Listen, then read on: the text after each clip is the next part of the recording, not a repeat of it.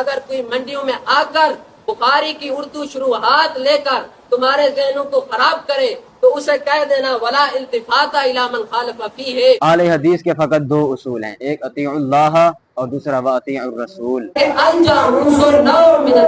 حالانکہ انہوں نے قیاس کیا سائنسدانوں پر کہ سائنسدانوں نے اس طرح کہا بھائی تو ان تمام علماء کی موجودگی میں واضح طور پر امام شافعی قائل ہیں۔ نحمده ونصلي على رسوله الكريم اما بعد فاعوذ بالله من الشيطان الرجيم بسم الله الرحمن الرحيم ولكل أمة جعلنا منسكا ليذكروا اسم الله على ما رزقهم من بهيمة الأنعام صدق الله مولانا العظيم وبلغنا رسوله النبي الكريم الأمين إن الله وملائكته يصلون على النبي يا أيها الذين آمنوا صلوا عليه وسلموا تسليما اللهم صل على محمد وعلى آل محمد كما صليت على إبراهيم وعلى آل إبراهيم إنك حميد مجيد اللهم بارك على محمد وعلى آل محمد كما باركت على إبراهيم وعلى آل إبراهيم إنك حميد مجيد۔ احباب دیوکار اور حاضرین مجلس، آج کی ہماری گفتگو کا مقصد کسی کو مغلوب کرنا یا کسی کو ہرانا نہیں، بلکہ حق اور سچ کو واضح کرنا ہے، عوام الناس کے سامنے پیش کرنا ہے۔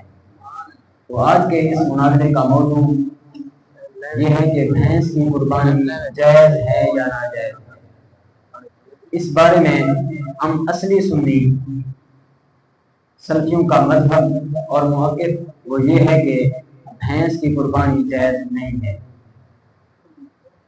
اس پر ہم دلیل دیتے ہیں سب سے پہلے قرآن پاک سے، اس کے بعد احادیث طیبہ۔ سب سے پہلے تو ہم قرآن پاک کی دلیل دیتے ہیں۔ خالق کائنات نے ارشاد فرمایا وَلِكُلِّ أُمَّةٍ جَعَلْنَا مَنسَكًا لِيَذْكُرُوا اسْمَ اللَّهِ عَلَى مَا رَزَقَهُم مِّن بَهِيمَةِ الْأَنْعَامِ، کہ ہم نے ہر امت کے لیے قربانی کو مقرر کیا تاکہ وہ اللہ تبارک و تعالی کا نام ذکر کریں اس پر جو اللہ نے ان کو عطا کیا۔ تو صدر ذی وقار، یہ آیت جو ہے یہ مجمل ہے، اس آیت کو تفسیر کی ضرورت ہے، تو ہم اس آیت کی تفسیر بالقرآن سے کریں گے جو کہ اقوی ہے، قوی ہے، معتبر ہے اور مدلل ہے۔ احباب ذی وقار، اب ہم قرآن و حدیث سے ثابت کریں گے کہ بھینس کی قربانی جائز نہیں ہے۔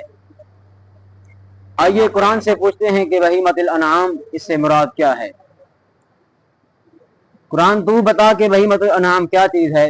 تو قرآن کہتا ہے سورۃ الانعام پارہ نمبر 8 آیات مبارکہ 143 اور 144 کے اندر خالق کائنات نے ارشاد فرمایا ثمانیۃ ازواج، کہ وہ 8 جوڑے ہیں جن کی قربانی کی جا سکتی ہے، وہ 8 جوڑے ہیں۔ وہ 8 جوڑے کون سے ہیں؟ ان میں سے پہلا جوڑا من الضأن اثنین، کہ بھیڑ میں سے 2 نر اور مادہ ہیں، اور دوسرا من الماعز اثنین، بکری میں سے 2 نر اور مادہ ہیں۔ تیسرا جوڑا من الابل اثنین، اونٹ میں سے 2 نر اور 2 مادہ ہیں، اور چوتھا جوڑا من البقر اثنین، گائے میں سے 2 نر اور مادہ ہیں۔ تو احباب ذی وقار، یہ کل 8 جوڑے بنتے ہیں۔ اگر ان میں سے نر اور مادہ کو نکال دیں تو پھر 4 بنیں گے۔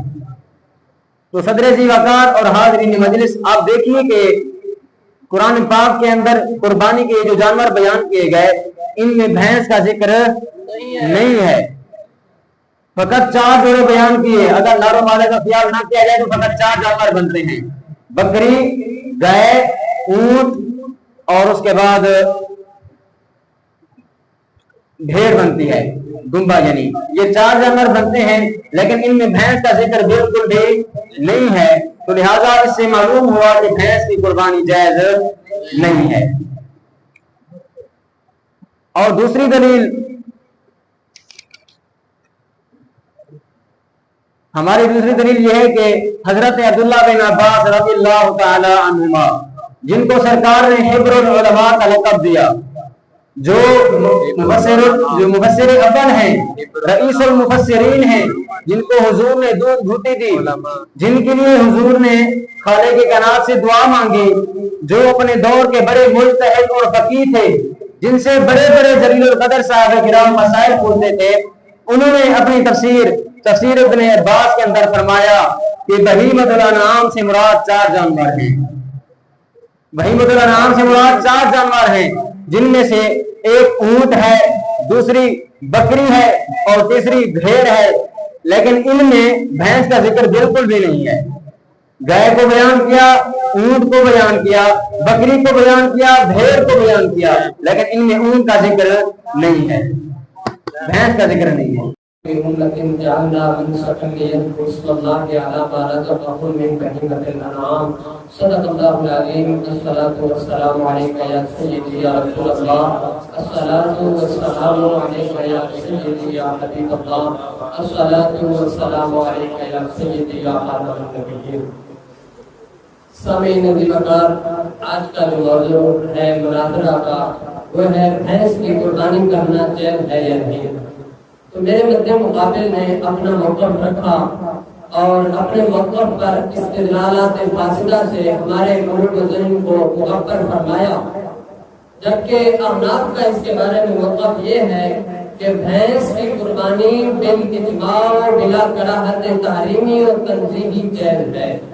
دلیل اللہ تعالیٰ کا واضح فرمان ہے، اللہ تعالیٰ نے فرمایا وَلِكُلِّ أُمَّةٍ جَعَلْنَا مَنسَكًا لِيَذْكُرُوا اسْمَ اللَّهِ عَلَىٰ مَا رَزَقَهُم مِّن بَهِيمَةِ الْأَنْعَامِ، کہ اللہ تعالیٰ نے ہر امت کے لیے قربانی کا دن مقرر فرمایا ہے تاکہ وہ بہیمۃ الانعام پر اللہ کا نام ذکر کریں۔ تو بہیمۃ الانعام کسے کہتے ہیں؟ بہیمہ کی تعریف مفسرین نے 2 طریقوں سے کی ہے۔ پہلی یہ ہے کہ بہیمہ چوپائے کو کہتے ہیں، جس کی 4 ٹانگیں ہوں وہ بہیمہ ہے۔ دوسری یہ کی گئی کہ بہیمہ اس کو کہتے ہیں جو بول نہ سکتا ہو، اگر بولے تو اس کی آواز سمجھی نہ جائے، وہ بھی بہیمہ ہے۔ اور انعام کسے کہتے ہیں؟ فرمایا انعام پالتو جانور کو کہتے ہیں۔ تو بہیمۃ الانعام یہ بھینس پر مطلقاً صادق آ رہا ہے کہ بھینس کی ٹانگیں بھی 4 ہیں اور بول بھی نہیں سکتی اور پالتو جانور بھی ہے، اور اصول فقہ قاعدہ ہے المطلق یجری علی اطلاقہ، جب مطلق بولا جائے تو وہ اپنے اطلاق پر جاری رہتا ہے۔ تو جب بہیمۃ الانعام بھینس پر صادق آ رہا ہے تو لہذا اس سے واضح طور پر معلوم ہوا کہ بھینس کی قربانی قرآن سے ثابت ہے۔ دوسری دلیل انہوں نے پیش کی ثمانیۃ ازواج والی حدیث، ثمانیۃ ازواج والی آیت مبارکہ۔ تو اس آیت سے ان کا موقف قطعاً ثابت نہیں ہوگا، بلکہ یہ تو ہمارے موقف کی دلیل ہے۔ اللہ تعالیٰ نے 4 جنسیں گنوائی ہیں، دان، ماز، ابل اور بکر۔ دان بھی جنس ہے، ماز بھی جنس ہے، ابل بھی جنس ہے، بکر بھی جنس ہے۔ تو بکر جب جنس ہے اور تمام ائمہ لغت کا اس بات پر اتفاق ہے کہ بکر جنس ہے اور جاموس اس کی نوع ہے۔ میرے ہاتھ میں مصباح اللغات ہے، اس کے اندر انہوں نے لکھا ہے البقر، یہ اس میں جنس ہے۔ تو جب جنس ہے تو اس کی نوع کیا ہے؟ تو لسان العرب تمام اقوام متحدہ کی یہ لغت کی زبان ہے۔ انہوں نے لکھا ہے کہ الجاموس نوع من البقر، کہ جاموس یعنی بھینس یہ بکر کی قسم ہے۔ تو بکر کی قربانی قرآن و حدیث سے ثابت ہے۔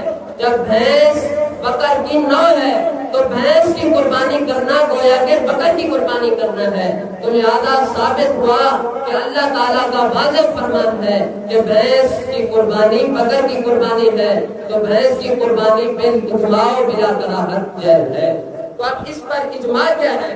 علامہ ابن المنذر نے اپنی کتاب الاجماع ابن المنذر میں عبارت نقل کی ہے، فرمایا اجمع کل من نفذ عنہ من اہل العلم علی ان حکم الجوامع سے حکم البقر، فرمایا کہ تمام اہل علم کا اس بات پر اتفاق ہے کہ جاموس کا حکم بکر والا حکم ہے، لہذا جب بکر کی قربانی جائز ہے تو جاموس کی قربانی یعنی بھینس اور گدے کی قربانی بھی جائز ہوگی۔ اور دوسری دلیل علامہ نووی نے اپنی کتاب کے اندر المجموع شرح مہذب کے اندر آپ نے لکھا فرمایا کہ الجاموس نوع من البقر ھذا هو الثواب. فرمایا اے لوگوں اگر تمہیں کوئی بد مذہب آ کر گمراہ کرے اور وہ یہ دلیل دے کہ بھینس کا ذکر قرآن میں نہیں ہے حدیث میں نہیں ہے تو فرمایا الجاموس نوع من البقر کہہ دینا کہ جاموس بکر کی نوع ہے. تو فرمایا ھذا هو الثواب الذی لا شک فیہ. فرمایا یہ وہ درست بات ہے جس میں شک کی گنجائش ہی نہیں ہے. آگے فرمایا ولا التفات الی من خالف فیہ. فرمایا کہ اگر کوئی منڈیوں میں آ کر بخاری کی اردو شروحات لے کر تمہارے ذہنوں کو خراب کرے تو اسے کہہ دینا ولا التفات الی من خالف فیہ. تو جو اس بات میں اختلاف کرے بھینس کو بکر سے الگ ثابت کرے فرمایا اس بات کی طرف اپنے کان نہیں دھرنے. حاضرین مجلس اور صدر ذی وقار، جس طرح کہ آپ نے سنا کہ میرے مد مقابل صاحب نے بہیمۃ الانعام سے بھینس کو قیاس کیا کہ بہیمہ جو ہے یہ 4 ٹانگوں والا ہے اور دوسرا انعام جو ہے یہ پالتو جانور ہے. تو صدر ذی وقار اور حاضرین مجلس، اہل حدیث کے فقط 2 اصول ہیں، ایک اطیع اللہ اور دوسرا واطیع الرسول. یا تو فرمان خدا ہو یا فرمان رسول ہو.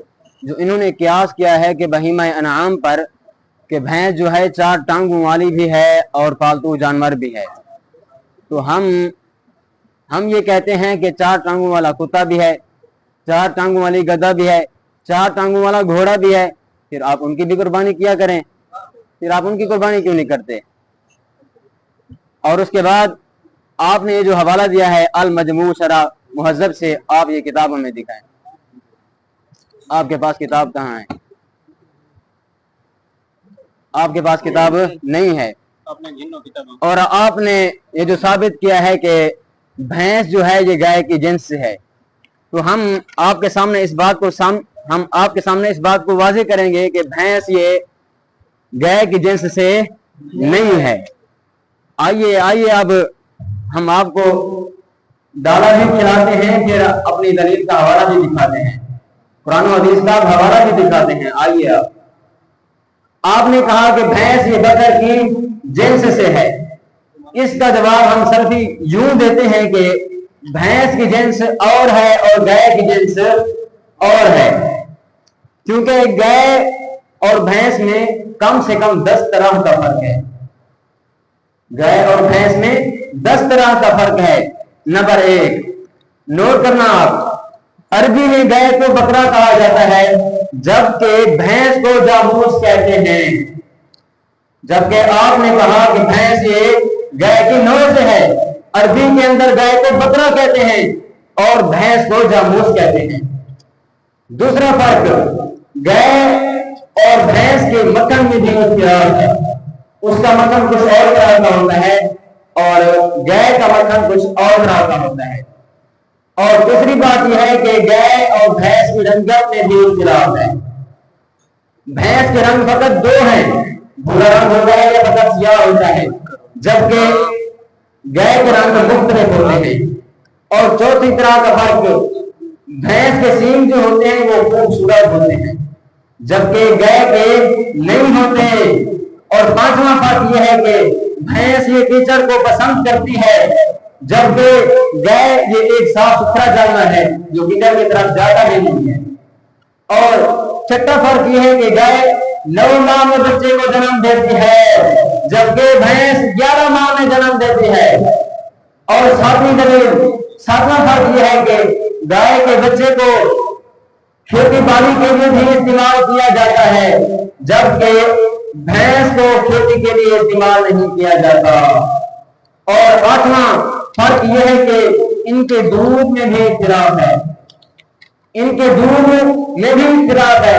بھینس کا دودھ جو ہے مختلف ہے اور گائے کا دودھ مختلف ہے. 9واں فرق یہ ہے کہ گائے جو ہے یہ پانی کے قریب نہیں جاتی جبکہ بھینس سارا دن پانی میں گزار دیتی ہے. 8واں فرق اور مکمل فرق، ان کی فیملی بھی مختلف ہے.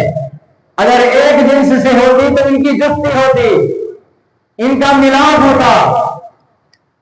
کیا کبھی آپ نے دیکھا ہے کہ بیل کا ملاپ جو ہے وہ گائے کے ساتھ ہوا ہو؟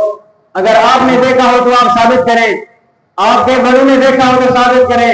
اگر کبھی آپ کے بڑوں نے کروائی ہو ملاپ ان کی جفتی کروائی ہے تو آپ ثابت کریں. آپ ثابت نہیں کر سکتے.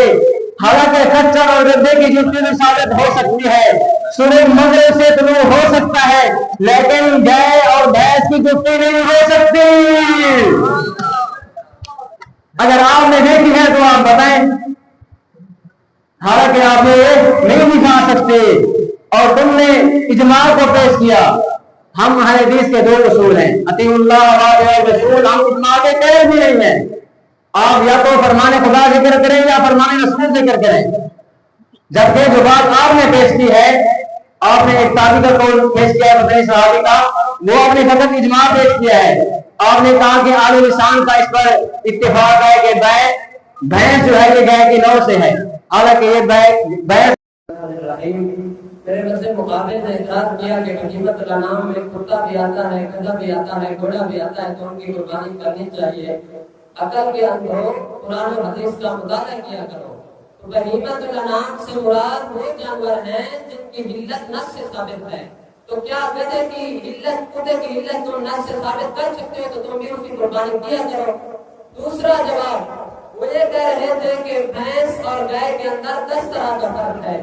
تو ان کا اصول یہ ہے کہ قرآن یا رسول اللہ کا فرمان تو 10 فرق میں سے ایک فرق بھی قرآن و حدیث میں دکھا دے تو میں مناظرہ حل جاؤں گا. ایک فرق بھی قرآن و حدیث سے دکھائے تو میں مناظرہ لکھ کر جا رہا ہوں کہ ہار جاؤں گا. انہوں نے ایک فرق یہ بیان کیا کہ بھینس کا رنگ کالا ہوتا ہے اور گائے کا رنگ مختلف کا ہوتا ہے. تو کیا جنس کے لیے یہ ہونا ضروری ہے کہ رنگ ایک ہو؟ کیا رجل ایک جنس نہیں ہے؟ تو کیا آپ گورے کو رجل کہیں گے اور کالے کو رجل نہیں کہیں گے؟ ایسا کہیں گے آپ؟ کیا جنس ایک ہونے کے لیے رنگ کا متحد ہونا لازمی ہے؟ نہیں ہے نا. تو لہٰذا آپ کا یہ فرق بھی باطل ہو گیا. دوسرا آپ نے یہ بیان کیا کہ بھینس کیچڑ کو پسند کرتی ہے، گائے کیچڑ کو پسند نہیں کرتی. تو یہ فرق بھی آپ کا اس لحاظ سے باطل ہے، یہ قرآن و حدیث سے جدا ہے. تو قرآن و حدیث سے جب جدا ہے تو تمہارے اصول کے مطابق بھی نہیں ہے. اور دوسرا فرق کا رد یہ بھی ہو گیا کہ انگریز جو ہیں، جو کتے ہیں، وہ اپنی ریاضت کو پسند کرتے ہیں، وہ بھی رجل ہیں. اور مسلمان پاکیزگی اور نفاست کو پسند کرتے ہیں، وہ بھی رجل ہیں. کیا آپ انگریز کو رجل کہیں گے یا نہیں کہیں گے؟ جنس دونوں کے ایک ہے، لیکن ایک کیا ہے کہ ولادت کو پسند کر رہا ہے، دوسرا پاکیزگی کو پسند کر رہا ہے. آپ ان کے جنس کے ہونے میں متحد ہیں، ایک جنس میں متحد ہیں، تو پھر گائے اور بکر کو جنس متحد ہونے میں آپ کو کیا ضرر ہے؟ پھر تیسرا آپ نے یہ بیان کیا کہ بھینس اور گائے کی کبھی ملاپ نہیں ہوا، ان سے کبھی بچہ پیدا نہیں ہوا. آپ یہ بتائیں کہ کیا قرآن و حدیث میں ہے کہ بھینس اور گائے کا ملاپ نہیں ہوا؟ آپ کی یہ بھی باطل ہے. اور دوسرا اس طرح باطل ہے کہ جنس کے ایک ہونے کے لیے ملاپ کا ہونا بھی ضروری نہیں ہے. کیا رجل ایک جنس نہیں ہے، عورت ایک جنس نہیں ہے؟ کیا آپ نے کبھی سنا ہے یا کسی جاہل سے، کسی عالم سے، کسی بھی شخص سے سنا ہو کہ عورت کی عورت کے ساتھ ملاپ ہوا ہو پھر بچہ پیدا ہوا؟ کبھی نہیں سنا. حالانکہ عورت کا اتحاد ہے جنس کے اندر. جب وہ جنس میں مرد متفق ہے، عورت متفق ہے، تو عورت سے ملاپ کے ساتھ کبھی بچہ پیدا نہیں ہوا تو آپ اس کو ایک جنس مان رہے ہیں. تو بھینس کے ملاپ سے اور اس کے گائے کے ملاپ سے اگر بچہ پیدا نہیں ہوا تو آپ اس کو کیسے کہہ سکتے ہیں کہ یہ جنس علیحدہ ہے؟ آپ نے کہا کہ ہم اجماع کے قائل نہیں ہیں. تو آپ کا مجموع فتاویٰ جس کو آپ اپنا امام کہتے ہیں، ابن تیمیہ، وہ کیا کہتا ہے؟ دیکھو وہ کہتا ہے والاجماع والاصل الثالث، کہ اجماع قرآن و سنت شریعت کا تیسرا قانون ہے، شریعت کی تیسری دلیل ہے. اور وہ یہ بھی کہتا ہے الذی یعتمد علیہ فی العلم والدین، یا تو اپنے آبا کو آبا نہ مانو، کہہ دو کہ ہمارا ان سے کوئی تعلق نہیں ہے، یا پھر اجماع کو حجت مانو. اور دوسرا تمہارا علامہ کہتا ہے، وہ کہتا ہے کہ جس بات پہ امت کا اجماع ہو جائے اس پر عمل کرنا فرض ہے. اس کی کتاب ہے اعلام الموقعین عن رب العالمین، جلد نمبر 2 صفحہ نمبر 235 پہ وہ لکھتا ہے الاجماع قطعی، الاجماع قطعی، الاجماع قطعی. اجماع کرتی ہے یا جب وہ اتباع اجماع کی اتباع کرنا لازم ہے، تو آپ کیوں نہیں کہہ دیتے کہ بھینس کی قربانی کے عدم جواز پر آپ کے پاس نہ کوئی حدیث مرفوع ہے نہ ہی کوئی حدیث ضعیف ہے، کوئی حدیث بھی نہیں ہے اور نہ ہی کوئی قرآن کی آیت ہے؟ اگر آیت ہے یا حدیث ہے تو پیش کریں۔ آپ نے ابھی تک ایک حدیث یا قرآن کی ایک آیت اپنے موقف پہ پوری طرح ثابت نہیں کی، تو جب آپ قرآن و حدیث سے ہی بھینس کی قربانی کے عدم جواز کو ثابت نہیں کر رہے تو آپ ادھر ادھر کی باتیں کر رہے ہیں، تو یہ آپ اپنے اصول کی خلاف ورزی کر رہے ہیں۔ تو میں اپنے ٹائم بھی آپ کو دے رہا ہوں کہ ایک حدیث لا کر دے دیں، کون سی بھی حدیث ہو، راوی ضعیف ہو، راوی منکر ہو، راوی مدلس ہو، جو بھی ہو، جس قدر کا گھٹیا راوی بھی ہو، وہ یہ کہہ دے کہ سرکار سے یہ ثابت ہے کہ جاموس کی قربانی جائز نہیں ہے، تو میں لکھ کر دیتا ہوں کہ میں مناظرہ کر۔ آپ نے بھی درمیان کے اندر کچھ باتیں قیاس کے طور پر کی، اور دوسری بات یہ ہے کہ آپ نے کہا کہ ان کا ملاپ نہیں ہو سکتا جی، یہ بات قرآن و حدیث سے ثابت نہیں ہے، لیکن یہ بات حقیقتاً تو ہے، یہ بات حقیقتاً ہے کہ ان کے ملاپ نہیں ہو سکتا۔ آپ تصور کریں اگر ان کا ملاپ ہو تو پھر ان سے جنم دینے والا بچہ کیسا ہوگا؟ آپ تصور کریں، آپ ثابت کریں کہ ان کا ملاپ ثابت ہوا ہے، حالانکہ ان کا ملاپ نہیں ہوا۔ جب ملاپ نہیں ہوا تو معلوم ہوا کہ بھینس گائے کی جنس سے نہیں ہے، اور آپ نے جتنے بھی اجماع پیش کیے، جتنے بھی بڑے بڑے علماء کا نام لیا، ہم ان کو جانتے نہیں ہیں۔ اہل حدیث کے فقط دو اصول ہیں، اطیعوا اللہ واطیعوا الرسول۔ ہم اجماع کے قائل بھی نہیں ہیں، ہم ان کو جانتے بھی نہیں ہیں کہ وہ ہے کون۔ ہم فقط قرآن پاک کی بات کرتے ہیں۔ قرآن پاک کے اندر ہے یا ایھا الذین آمنوا اطیعوا اللہ واطیعوا الرسول، اے لوگو اللہ کی اطاعت کرو اور رسول اللہ کی اطاعت کرو، واولی الامر منکم، اور جو تم میں سے صاحبان اہل حق ہیں ان کی اطاعت کرو۔ آگے فرمایا فَإِن تَنَازَعْتُمْ فِي شَيْءٍ فَرُدُّوهُ إِلَى اللَّهِ وَالرَّسُولِ، اگر تم کسی شے کے اندر، کسی کام کے اندر، کسی بات کے اندر مخالف ہو جاؤ، ایک دوسرے کے اختلاف کر جاؤ، تو پھر فَرُدُّوهُ إِلَى اللَّهِ وَالرَّسُولِ، اللہ کی طرف رجوع کرو، رسول اللہ کی طرف رجوع کرو۔ تم کہاں بھاگے جا رہے ہو اجماع کی طرف؟ قرآن حدیث سے بات کرو۔ اب بھینس کے مسئلے میں اختلاف ہوا ہے کہ بھینس کی قربانی جائز ہے یا نہیں ہے، تو قرآن پاک کے اندر ہے فَإِن تَنَازَعْتُمْ فِي شَيْءٍ فَرُدُّوهُ إِلَى اللَّهِ وَالرَّسُولِ، اللہ کی طرف رجوع کرو، رسول اللہ کی طرف رجوع کرو۔ جب بھی آپ اجماع کی طرف گئے ہیں، آپ نے تو ایک حدیث میں بیان نہیں کی کہ بھینس کی قربانی جو ہے وہ جائز ہے، آپ تو اجماع کو پیش کر رہے ہیں، ہم نے قرآن پاک کی آیت ابھی پیش کی ہے، آپ اس کا کیا جواب دیں گے؟ اور دوسری بات یہ ہے کہ نہ تو صحابہ کرام نے کی ہے اپنے دور کے اندر، اور نہ ہی آج رسالت میں بھینس تھی، نہ حضور نے ان کی قربانی کی، اور نہ ہی تابعین نے قربانی کی ہے، اور نہ ہی اس کا حکم دیا ہے، تو معلوم ہوا کہ بھینس کی قربانی جائز نہیں ہے۔ یہ بدعت ہے بھینس کی قربانی۔ بخاری کے اندر حدیث موجود ہے من احدث فی امرنا ھذا ما لیس منہ فہو رد، جو شخص ہمارے دین کے اندر نہیں، ہمارے معاملے کے اندر، ہمارے دین کے اندر نئی بات پیدا کرے وہ ہم میں سے نہیں، اور جو بات دین سے نہ ہو وہ شخص مردود ہے۔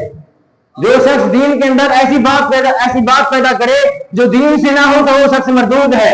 تو لہذا معلوم ہوا کہ یہ بات بھینس کی قربانی دین اسلام میں نہیں ہے، تو یہ بالکل مردود ہے۔ اور دوسری بات مشکوٰۃ شریف کے اندر حدیث موجود ہے، مشکوٰۃ شریف جلد نمبر 1 صفحہ نمبر 38، من احدث فی امرنا ھذا ما لیس منہ فہو رد، یہ حدیث سیاستہ کی اکثر کتابوں میں موجود ہے۔ اور دوسری دلیل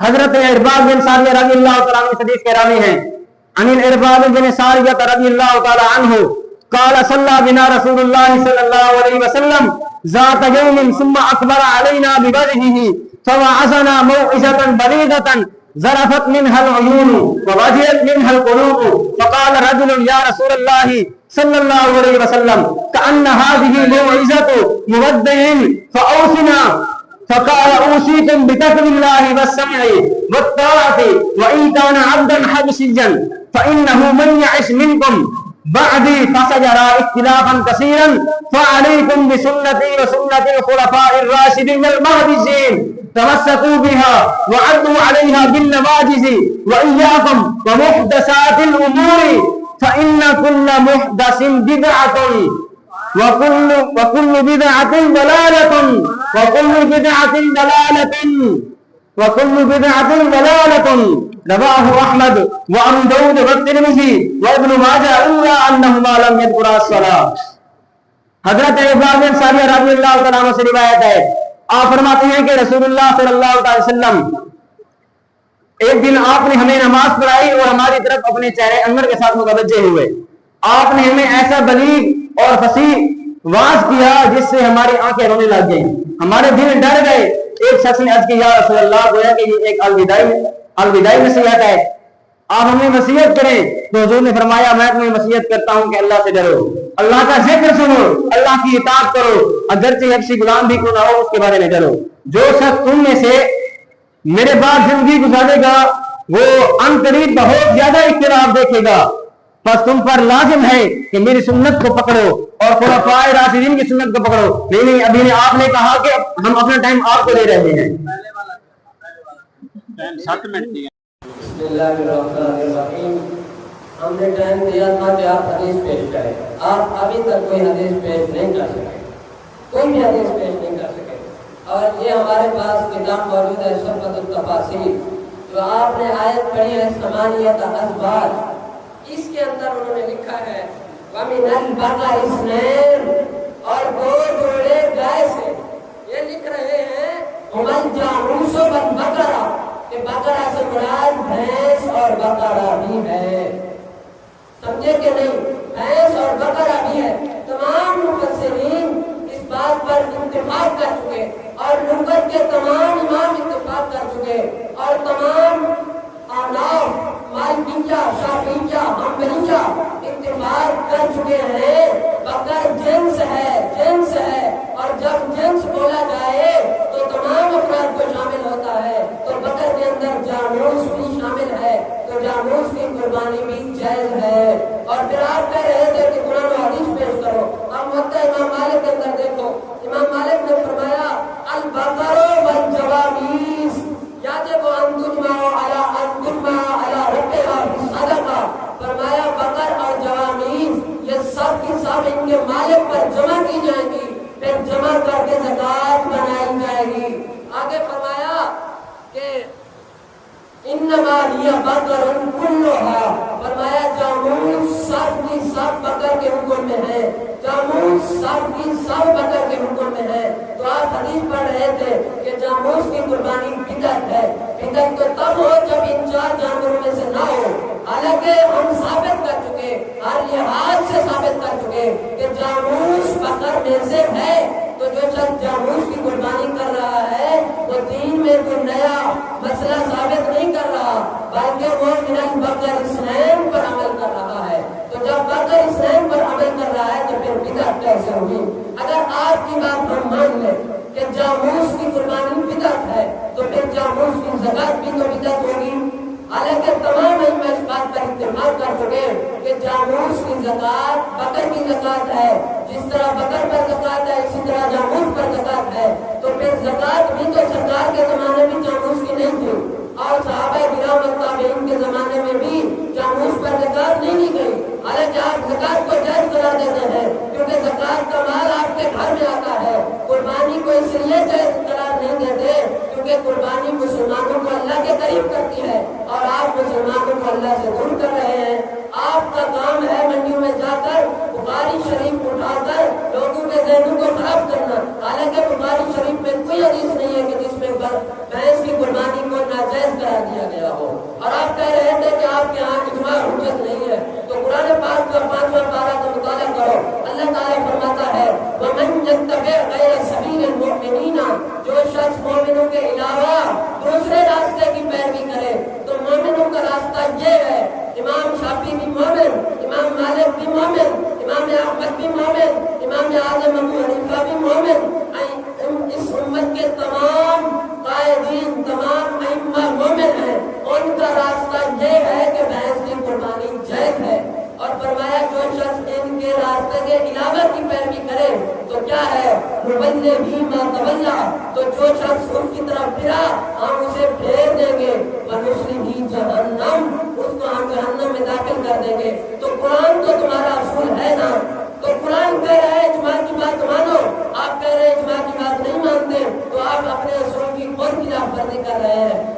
اپنے اصول پر کاربند رہے اور اجماع کو مان لے اور کہہ دے کہ جاموس کی قربانی جائز ہے اور ہم ہر لحاظ سے ثابت کر چکے کہ جاموس بکر کی جنس ہے. اور آپ کہہ رہے تھے کہ جاموس اور بکر کا ملاپ نہیں ہوا. آپ کو کس نے کہا کہ ملاپ نہیں ہوا؟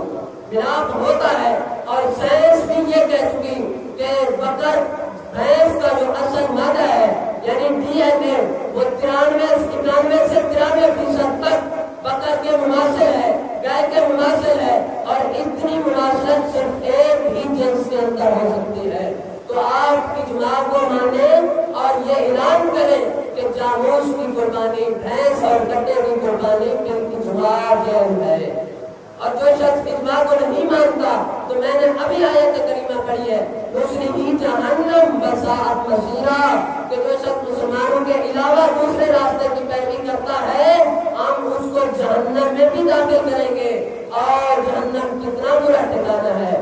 لہذا اپنے آپ کو اور تمام اپنے پیچھے والے لوگوں کو جہنم کی آگ سے آزاد کر کے اجماع کو حجت مان لو اور اجماع کو حجت مان کے جاموس کی قربانی کو جائز کراتے دو. بکر کی نو سے ہے. حالانکہ انہوں نے قیاس کیا سائنسدانوں پر کہ سائنسدانوں نے اس طرح کہا بھائی یہ ہمارا ٹاپک یہ الگ ہے. ہم نے فقط اتنا ثابت کرنا ہے کہ بھینس کی قربانی جائز ہے یا جائز نہیں ہے. اور دوسری بات یہ ہے کہ انہوں نے قیاس کیا اس کو بھینس کی زکات پر کہ آپ کہتے ہیں کہ جی بھینس پر زکات بنتی ہے، پھر زکات تو گھوڑے پر بھی بنتی ہے، پھر آپ گھوڑے پر بھی قربانی کا حکم لگائیں. آپ گھوڑے پر قربانی کا حکم نہیں لگاتے. تو لہذا معلوم ہوا کہ بھینس یہ بکر کی نو سے نہیں ہے. جب یہ بکر کی نو سے ہی نہیں تو پھر اس کی قربانی بھی جائز نہیں ہے.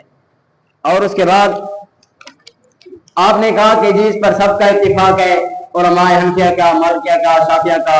بھئی شافعی جو ہیں وہ اس مسلک سے الگ ہیں، وہ اہل حدیث کے ساتھ ہیں.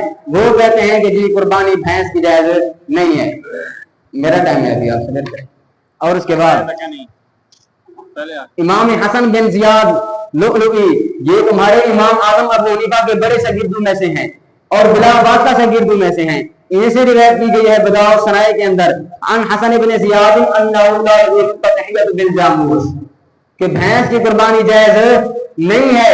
یہ ہیں تمہارے امام اعظم ابو حنیفہ کے بڑے شاگرد، بلا واسطہ شاگرد. یہ کہہ رہے ہیں کہ ان میں بھینس کی قربانی، ان سے وہ کہتے ہیں کہ بھینس کی قربانی جائز نہیں ہے. اور آپ یہ بتائیں کہ آپ 9 سالہ درسی کتب پڑھتے ہیں کہ بھینس کی قربانی یہ جائز ہے کہ نہیں ہے. آپ نے 9 سالہ درسی کتب کے اندر بالکل بھی نہیں پڑھا کہ بھینس کی قربانی جائز ہے. یہ ہے آپ کی ہدایت شریف. اس کے 4 کم از کم جو ہے نا وہ محشی ہیں، کسی ایک نے بھی ذکر نہیں کیا. فقط یہ ایک کتاب نہیں، اس طرح کی اور بھی 3 طرح کتابیں ہیں، 3 کتابیں اور بھی ہیں. 4 محشی ہیں جن کے ایک ماتن ہے. 5 بندوں نے ذکر نہیں کیا کہ بھینس جو ہے نا یہ بکر کی جنس سے ہے اور بھینس کی قربانی جائز ہے. اور آگے وہ آپ کی کتاب چاہے ہدایہ ہو یا شرح وقایہ ہو یا نور النساء ہو یا کنز الدقائق ہو، آپ کی فقہ کی کوئی بھی کتاب کے ہو، آپ کی فقہ کی کوئی کتاب بھی ہو، آپ اس سے ایک اور بھی ثابت نہیں کر سکتے کہ بھینس جو ہے یہ بھینس کی قربانی جائز ہے. اور جس کی آپ تقلید کرتے ہیں امام اعظم ابو حنیفہ رضی اللہ تعالیٰ عنہ، آپ ان کا کوئی ایک ضعیف قول دکھا دیں، وہ کہہ رہے ہوں یا امام ابو یوسف کا یا امام محمد کا آپ ایک ضعیف قول دکھا دیں کہ بھینس جو ہے اس کی قربانی جائز ہے تو ہم مان لیں گے. حالانکہ یہ چیز بھی آپ نہیں دکھا سکتے، لہذا آپ کو ماننا ہوگا کہ بھینس کی قربانی جائز نہیں ہے. جس طرح ان کے بڑے بڑے وہ پھٹ تھے، چھوٹے ان سے ایک قدم آگے نکل گئے. میں کافی عرصے سے یہ پیش کر رہا ہوں کہ بھینس کی قربانی پہ اجماع ہے، تو ان تمام علماء کی موجودگی میں واضح طور بولا کہ امام شافعی قائل نہیں ہے. حالانکہ ابھی میں نے حوالہ پیش کیا ہے امام نووی شافعی ہے، وہ کہہ رہے ہیں کہ بکر جنس بھینس بکر کی جنس ہے. تو پھر جب وہ شافعی اس مطلب ہمارے اجماع کے ساتھ ہمارے ساتھ ہیں تو پھر آپ کیسے کہہ سکتے ہیں کہ شافعی آیا حدیث کے ساتھ ہے؟ ہم کافی دیر سے اجماع پیش کر رہے ہیں، آپ کہہ رہے ہیں کہ کیا ہے کیا ہے کیا ہے، ہم نے ایک بھی قیاس نہیں کیا، یا لغت سے آپ کو دکھایا ہے یا پھر اماموں کے قول دکھائے ہیں، پھر آپ کہہ رہے ہیں کہ آپ کی فقہ کی کسی کتاب میں نہیں ہے کہ بھینس کی قربانی جائز ہے، تو یہ کیا ہے؟ فتاوی قاضی خان آغاز کی فقہ کی کتاب ہے، یہ کہہ رہے ہیں وَكَذَلِكَ الْجَامُوسُ، اسی طرح جاموس ہے، اسی طرح بھینس ہے۔ تو آپ پہلے یہ بتائیں کہ آناف کی کتب سے ہم حوالہ پیش کریں، آپ مان جائیں گے؟ آپ مان جائیں گے آناف کی کتب سے؟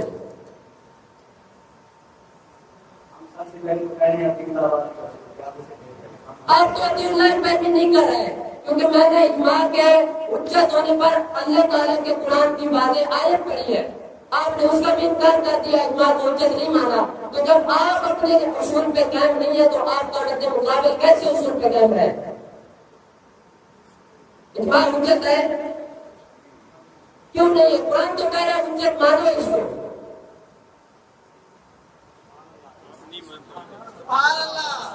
قرآن کا انکار کرو گے کیا؟ بولے نا، پھر آپ کہہ رہے تھے آناف کی کتب سے پیش کرو، کیا آناف کی کتب سے پیش ہم کر بھی دیں؟ پھر کیا مان جاؤ گے آناف کی کتب کو؟ پھر آپ نے پیش کی ہدایہ آپ نے وہ اٹھائی ہوئی ہے جس میں کتاب لگی ہے ذکر ہی نہیں ہے۔ ہدایہ جس میں قربانی میں انہوں نے لکھا ہو کہ جاموس بکر کی جنس سے نہیں ہے۔ جی ہدایہ میں لکھا ہوا ہے یا تو قول فی البقر جاموس، بکر کے حکم میں جاموس داخل ہے۔ ہم آناف کی کتب سے پیش کر رہے ہیں، اجماع پیش کر رہے ہیں، آپ کہیں پر تو ٹھہرے، کہیں کسی کے قول کو تو مانے۔ آپ اجماع کو پیش کرتے ہیں، ہم نے قرآن کو پیش کیا، قرآن پاک کے ساتھ میں بیان کیے۔ آپ کتاب اللہ پر زیادتی کر رہے ہیں، حالانکہ کتاب اللہ پر زیادتی جائز بالکل بھی نہیں ہے۔ اسی قرآن پاک کے اندر بھینس کیسے کیا ہے؟ کہاں پر؟ بکر کوئی الگ جنس ہے؟ آپ میری بات سنیں، قرآن کے اندر ابن کا ذکر ہے، ابن کا ذکر ہے، ابن اونٹ کو کہتے ہیں، تو اونٹ کی کئی قسم ہے، ایک ہے گمتی اونٹ اور ایک ہے عام اونٹ۔ گمتی اونٹ کو جب دیکھا جائے تو وہ عام اونٹ کی طرح دکھتا ہی نہیں ہے۔ کیا آپ کیا کہیں گے کہ گمتی اونٹ کی قربانی جائز نہیں ہے؟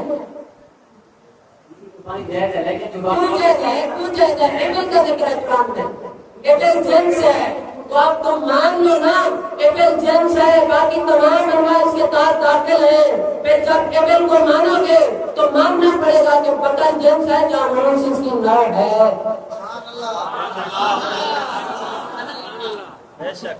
ہم قرآن پیش کر رہے ہیں اور قرآن کی نص سے اجماع پیش کر رہے ہیں، آپ کہتے ہیں آناف کی کتب سے دکھاؤ، آناف کی کتب بھی ہم نے دکھا دی ہے، اب تو مان جاؤ۔ آپ کے پاس اور کوئی چارہ نہیں ہے۔ اب میں صدر وقار سے مؤدبانہ گزارش کرتا ہوں کہ ان کے پاس ایک ہی چارہ ہے، منڈیوں میں بخاری کی اردو والی شرح لے جا کر عوام کے ذہنوں کو خراب کرنا۔ نہ ان کے پاس کوئی حدیث ہے، نہ ہی قرآن کی کوئی آیت ہے، نہ ہی کوئی اجماع ہے، نہ ہی کسی امام کا قول ہے۔ یہ تو اپنے اکابر کے منکر ہیں۔ جب وہ اکابر کو ہی نہیں مانتے تو پھر ان کی بات کیسے مستند مانی جائے گی؟ لہٰذا صدر وقار سے میری مؤدبانہ گزارش ہے کہ آپ فیصلہ کریں۔ ایک طرف دعویٰ یہ تھا کہ بھینس کی قربانی اور کٹے کی قربانی جائز ہے، اور دوسری طرف عدم جواز۔ جنہوں نے کہا کہ یہ قربانی جائز نہیں ہے، انہوں نے ابتدائی میں بات کی کہ اہل حدیثوں کے دو اصول، اطیع اللہ اطیع الرسول۔ جب دعویٰ یہی ہے کہ قربانی جائز نہیں ہے تو قرآن کی کوئی ایک آیت پیش کرتے جس سے ثابت کرتے کہ بھینس کی قربانی نہیں ہوتی، حدیث کوئی ایک پیش کرتے کہ قربانی نہیں ہوتی، نہ آیت پیش کر سکے نہ حدیث پیش کر سکے۔